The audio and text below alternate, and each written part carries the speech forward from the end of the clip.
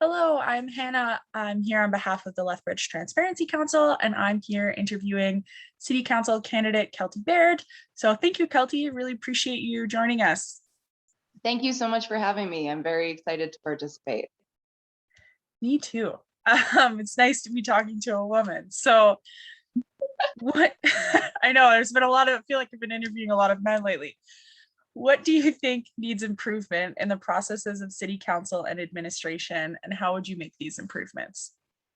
Awesome. So there's quite a bit that needs improvement in the processes of the city council and city administration. The very first is transparency. So we have gone through basically the last city council did the first operational review of City Hall in 40 years. And so that's the KPMG report that we've had. So there's a lot of different recommendations in the report that need to be reviewed and implemented by administration and by council. But the biggest one is transparency. A lot of people look at City Hall and they just see the brick facade of it and they don't know what goes on inside. They don't know the processes. They don't know how decisions are being made or what decisions are being made in the public versus behind closed doors. So the first thing is transparency. You're the Transparency Council. I assume you guys are super into that. Yeah, so that's kind of one of the major stepping stones that we need to get over first. And then there's other things within City Hall as well, old bylaws, old rules and policies and procedures that, worked back in the 80s and 90s when they were implemented, or even before that for some of them. They worked back then, but they don't work anymore in modern times. The internet happened since some of these policies were put in place. We have better systems now, and things just haven't been updated because they've never been needed to be updated. But now we're seeing that, it's overdue. We're having a lot of ineffective kind of things going on. So the more we can get up to date, the better, and the faster we do that, the better as well. Yeah, we certainly are living in different times here in the 21st century, and so obviously we want our government to reflect that as well. So it's a good statement there. So what recommendations would you make to engage more people in the city's municipal development plan and process? Excellent question. So the Lethbridge City Council, I'm not sure how long it's been around, but they've got a new website from city administration called Get Involved Lethbridge. That's a great first step, but a lot of people don't use it. So we need to promote its use much more than we already do. And then that gives citizens and residents in Lethbridge an avenue with which to talk to City Council about different processes. In particular to the MDP, the Municipal Development Plan, that was a massive plan that took a long time to put together. I think they worked on it for something like 3 or 4 years at the administrative level, and they just recently passed it through City Council. I appreciate that there were some concerns about transparency around that process that were raised by some of the councillors. And those are fair questions to ask at the beginning of the process, not necessarily at the end. You don't really want to go back and say, well, this process doesn't work because it wasn't transparent enough when the work's been done over 3 years. That's kind of difficult to do. So we need to look at when we start a process like the MDP or any master plan development in the city, we need to look at getting the processes for transparency and talking to people in the community and getting community feedback. We need to have those in place at the beginning and not the end. Yeah, I know it's certainly frustrating when you go to your boss after creating this document and they're like, oh, hey, actually, I wish you would have talked to me first because we actually want to change all these things. It's very frustrating. People absolutely had the ability, and the councillors who had issues had the ability to make those requests at the beginning of the process because they were in power and had their seats then, but they didn't. So then it winds up wasting a bunch of time, and that time is taxpayers' dollars. So it's not appropriate to ask for changes on a process at the end of the process. Mm-hmm. So particularly when it's a 2-year process and it's a 300-page document, it's certainly hard to just throw it out to the wind and try again after 2.5 years. So it's a good comment there. So what do you think the top 3 issues are in our community? Top 3 issues, certainly public safety is a big one, and the impression of public safety in the community. That one we hear a lot about as candidates. People are very concerned with how Lethbridge is being, um, you know, safeguarded, and our populations are using public spaces. But I think a lot of that is actually perception rather than reality. People like to cite the Crime Severity Index report a lot. Those are cherry picked statistics from individual communities that are not RCMP policed. They only have local police sources. So a lot of communities are actually missing from the Crime Severity Index report. So when we compare ourselves as like local police forces versus RCMP contract communities, there's a lot of RCMP contract communities in Canada. So it's kind of interesting how statistics are viewed. That being said, perception has a lot to play in this role, right? So we need to make sure that our citizens are feeling safe and secure in our public spaces, in our downtown, in our commercial districts, and in our neighborhoods. And the city has a lot to do with that. So instead of electing people who are kind of regressive and more reactionary, we need to be proactively tackling these social issues that are causing concern in our community. That's kind of priority number 1 for me. The other 2 priorities kind of feed into that. So access to social programs and equitable programs in the community, including sports programs, mental health programs, social programs, community leadership programs like Girl Guiding and Boy Scouts. I'm a Girl Guide myself. Like, these programs are excellent and build community, and we should be promoting them. That's not necessarily something the city in particular does, but it's something we can support, which is really, really cool. And then the last one is active transportation. I feel like because we are a car dependent community, we get a little bit divorced from the realities of our community when we're going from our house to our work and not stopping in between, or our house to our shopping center and getting right back into our car and not engaging with the community at all, essentially, because you're just going A to B. Whereas if you're taking active modes of transportation or public transit, you interact a little bit more with your community, you see it in a different way, you slow down, you experience the community differently. Those play into a massive role of mental health in the community, as well as physical health in the community. And they actually help re-engage people with their sense of civic pride. Being a car reliant community because of our development pattern, that's something that we need to address going into the future from a mental health standpoint, a community pride standpoint, as well as an environmental standpoint. It really does feed into all of it. Yeah, that's a really interesting point. When I think of all of the spontaneous things that are done in Lethbridge, it's all because I've parked somewhere and walked, walked to the mall, or I've, parked and just walked around downtown.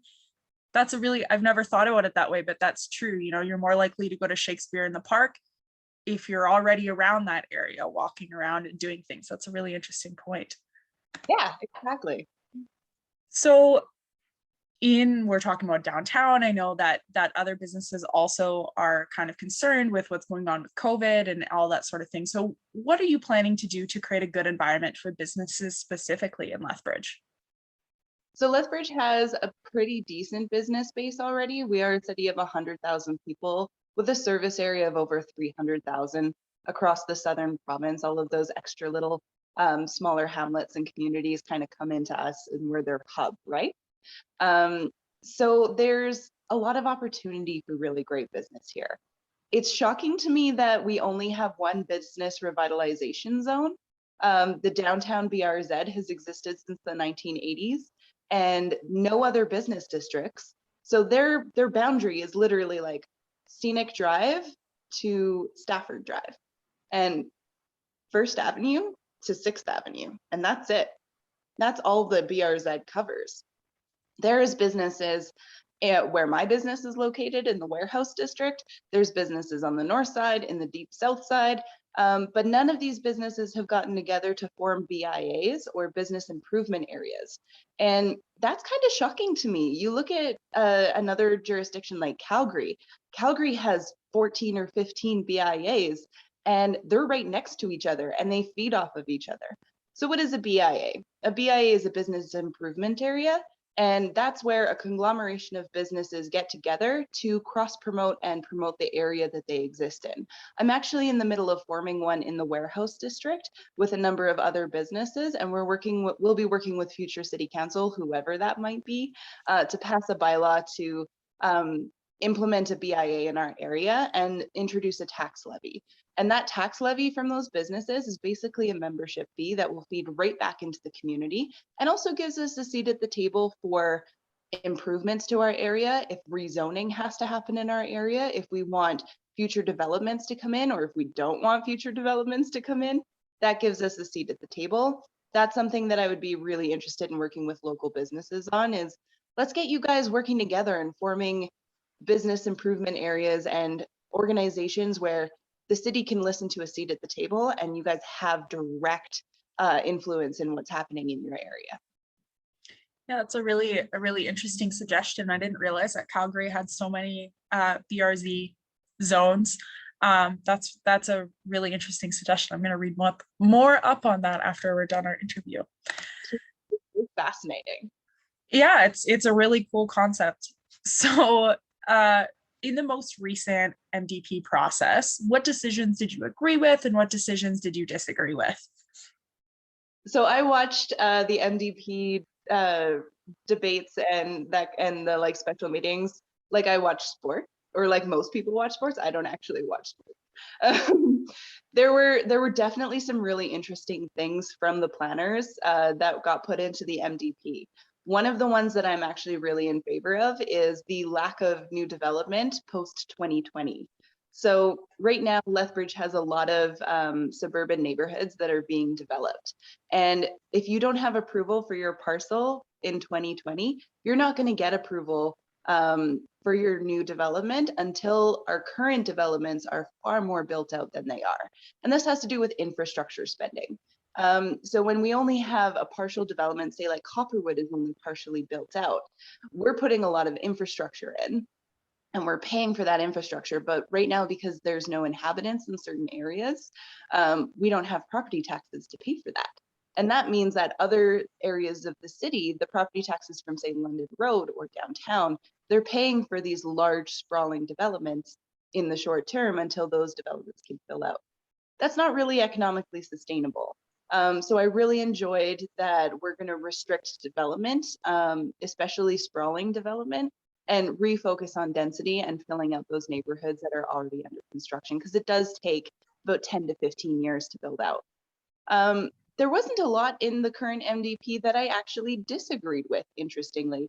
There are a few things around transit. I'm not convinced the new transit link system was, those decisions were made from a service point of view. I think they may have been made from a budget point of view, which is not compatible. We actually need to invest in our public transit more to increase ridership so it starts to pay for itself a little bit more.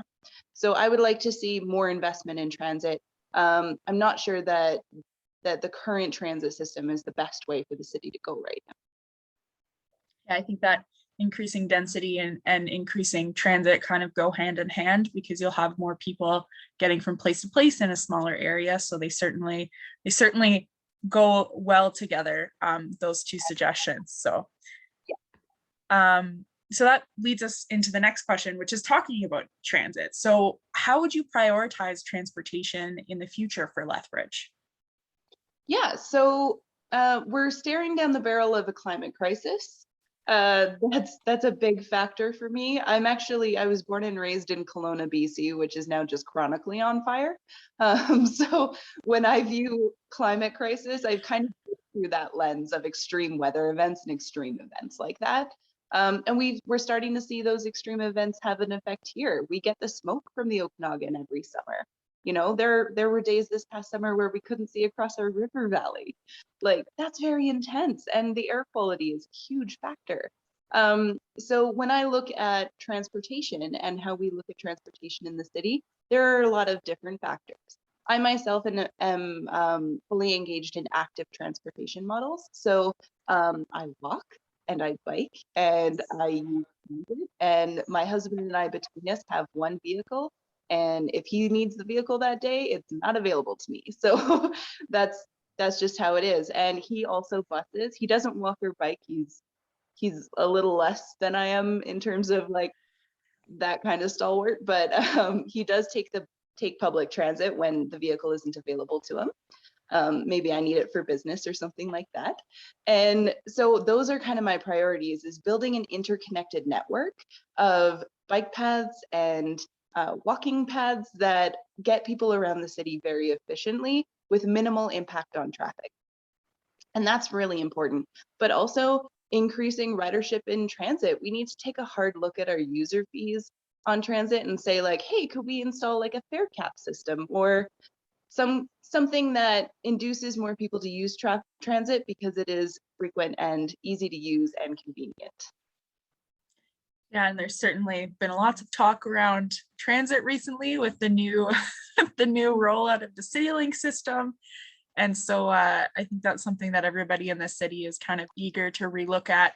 We all have different ideas of what that might look like, but at least I think you've got buy-in from pretty much everybody that I've talked to at least look at how that's rolled out and how that works. So particularly like when I've been taking transit, I talk with transit users and a lot of them are very frustrated about the amount of walking they now have to do to get to a bus stop.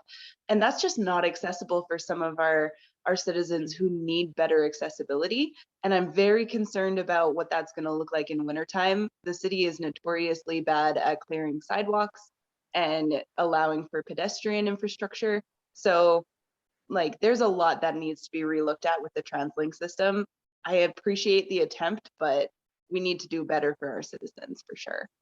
yeah, I know I have to walk 25 minutes now. I live in the back end of Copperwood, so it's a long walk for me to be able to get the bus, and I know that other people are experiencing that too. Yeah, absolutely. And that's not practical at all. It should not take 25 minutes just to get to a bus stop to wait. Yep. I just can't imagine doing that in minus 30-degree weather.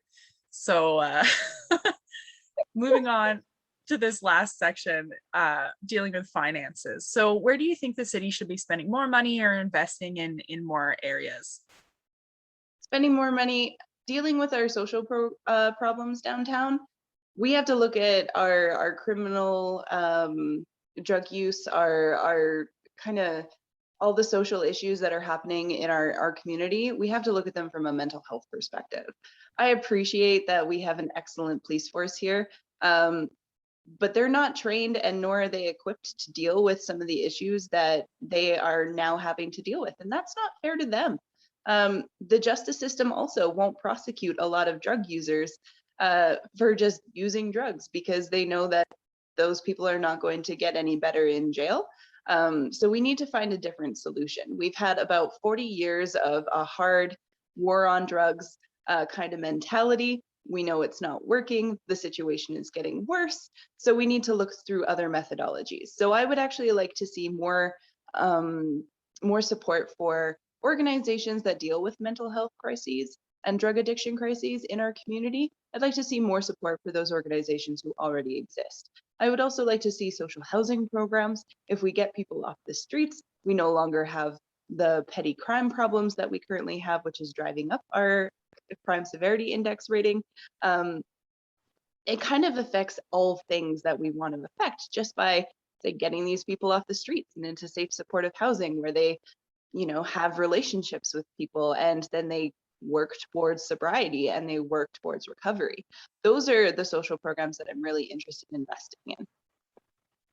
I know a lot of people are very concerned with safety downtown and certainly have lots of ideas of how to fix it. And it's definitely an issue that is on top of everybody's minds right now. So hopefully our next council looks at that with a very critical lens and figuring out how we can move forward as a city. So where do you think the city should be reducing spending or cutting back spending on what areas? That's a very tricky question. Despite a lot of different public opinion, my experience with the city shows that we actually run a pretty tight ship, honestly. We've just reduced 60 positions at City Hall. That is not necessarily a move I agree with. We lost a lot of really valuable knowledge and valuable people there. But I appreciate the need to reduce spending. Cutting jobs is not the way to go. cutting jobs is not going to, cutting 60 positions at City Hall is not going to decrease anyone's property taxes. That's just not enough money, right? So we have to look at a couple of different things when it comes to finances. Right now, and for the past couple administrations, City Hall has been very comfortable with debt financing new projects. I'm not necessarily sure that that's the best way to go, because then we have interest fees and interest that we have to pay back on that debt. Yeah, city borrowing gets a great rate, but that doesn't mean that we should be debt financing new projects. I think we have to learn to live within our means. There's a couple of different ways we can tackle expenditures. I'm not saying cut the police budget, but the police are very well funded.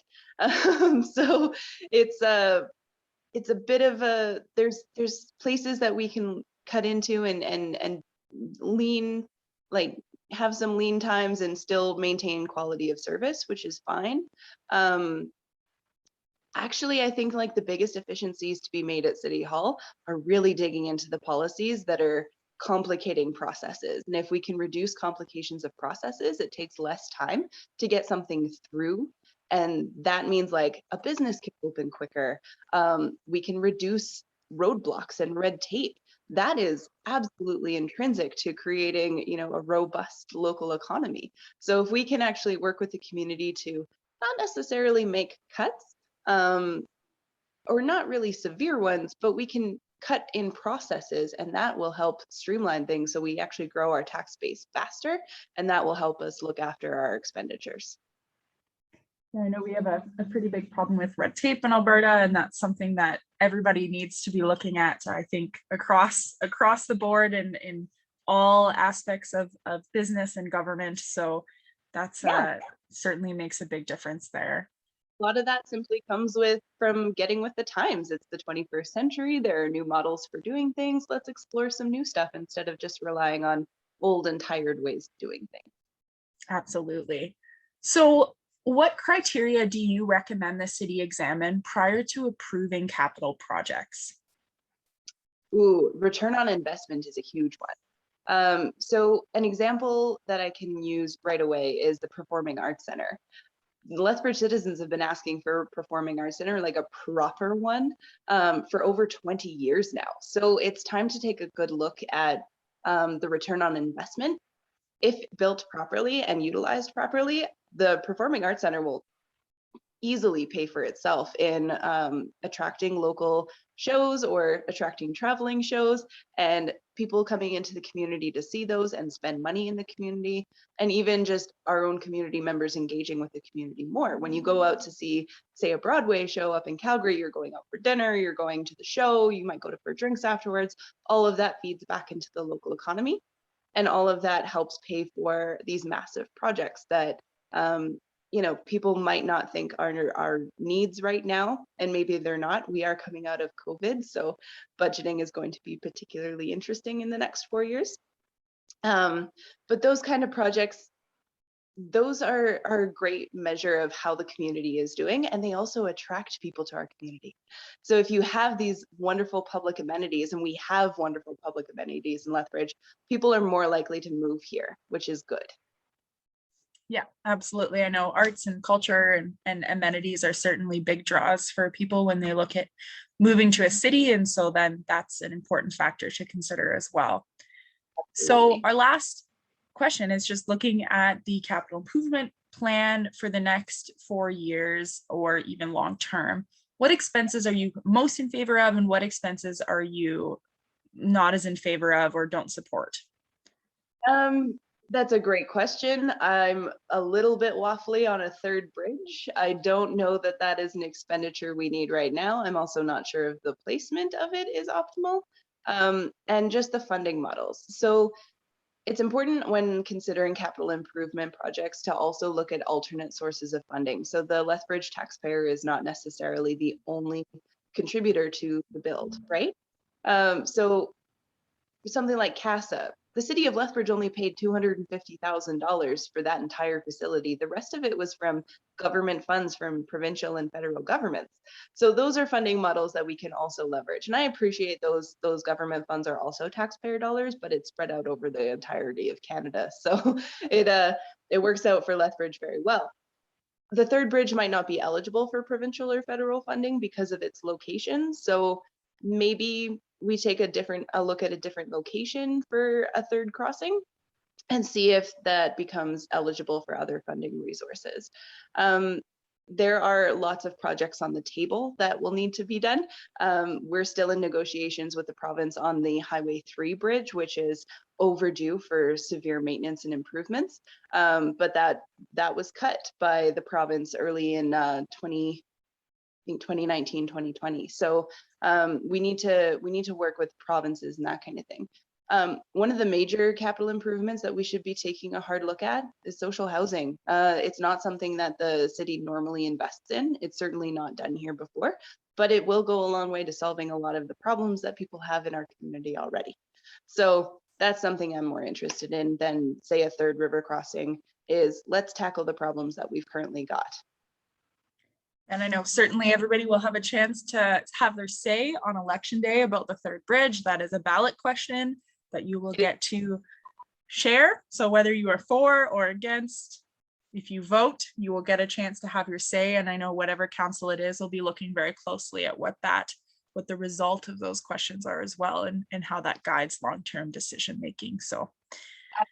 And I'm in favor of those questions being on the ballot because I think the public should be consulted a lot more. And when we have an election and it's easy to add a referendum question, we should definitely do that. It's a temperature check on what the city's priorities are, and that's very important. Absolutely. And I know this is something that the city's been talking about for a long time. And so this is a way to kind of get a gauge to see where is everybody at and what is your thoughts on it? Because it's a big price tag, and we obviously want to be financially accountable and figure out how we can pay for these projects if we move forward with them. So, well, thank you so much, Kelti, for agreeing to do this interview. I really appreciate you taking the time. Is there anything that you'd like to add or let people know how they can get in touch with you? I'm available on social media. You can find me at Kelby for YQL City Council on Facebook. I'm on Twitter. I'm on TikTok. I'm not very good at TikTok, so give me some time with that one. It's a weird new platform for me. But you can also visit my website to find out more about my platform as well as some ongoing thoughts. I do have a blog section, so I do deep dives into specific issues. My website is hickhabito.ca, so HICHABITO.ca. Hickhabito is a little inside joke for me. It means I live here in Latin. So. Oh, that's so cool. Well, thank you so much for doing this interview. I really appreciate it. I really appreciate the time. Thank you so much. Thanks.